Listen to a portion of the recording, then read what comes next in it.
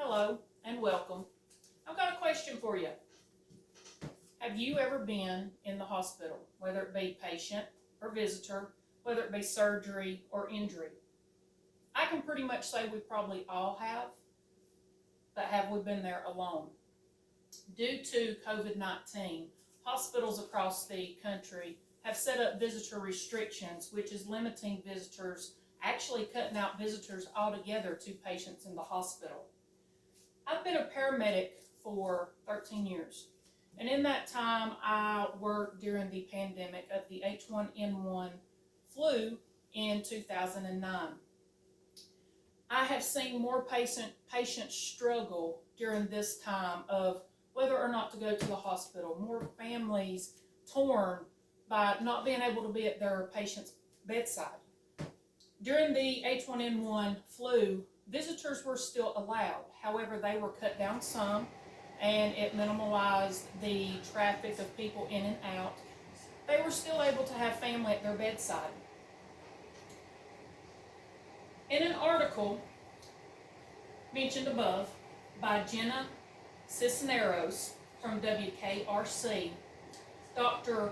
Tosakela is in favor of having the restrictions. He said that we are in a pandemic of contagious disease and that we need to protect our staff and our patients and our resources. And while I do agree with what he says, and I do agree with the restrictions, I do not think it has been beneficial to completely cut the restrictions out. It has left patients, staff, and family all overwhelmed. There are hundreds and thousands of nurses all across the city, all across the state, all across the country that are coming into work day in and day out. These nurses and CNAs do a lot of patient care. They stay by the bedside during the good times, the bad, and they are overwhelmed physically and mentally during this time. In a article titled here by Jacqueline O'Halloran, who is a nurse for 10 years, she says that many of them don't have a choice as to where they go. She says that they work in unfamiliar units with patients who are actually outside their expertise and they don't have any training. She says they feel lost. She also says that most shifts start with nurses crying and they end in the same way.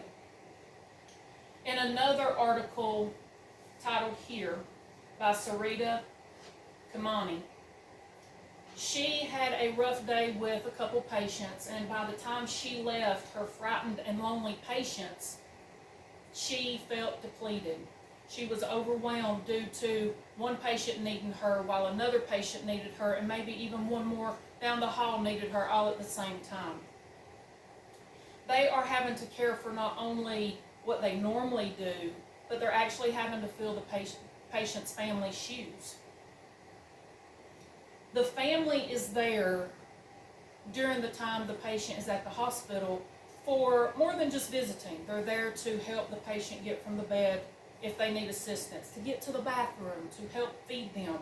They are there to talk to the doctor. Some patients, like patients with dementia and Alzheimer's, or patients who may be on life support, are unable to talk with the doctor effectively and communicate with their family outside. So a patient's family at bedside would be beneficial because they are able to communicate what needs to be said and things that would be beneficial for the patient care.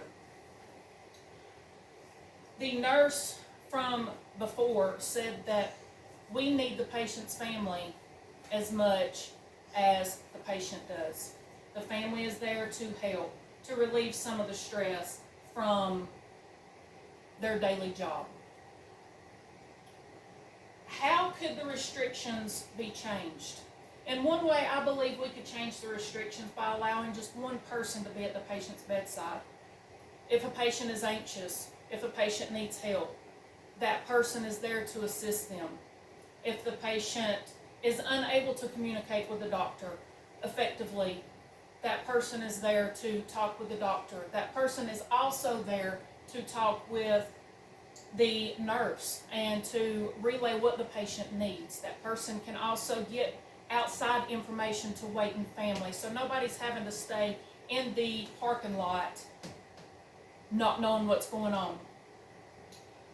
In the case of end-of-life care, I believe that we could allow a room set aside for the patient to come in and the patient to have their family at bedside, so they don't have to lay there in a room alone. They do have their family surrounding them during their last few moments.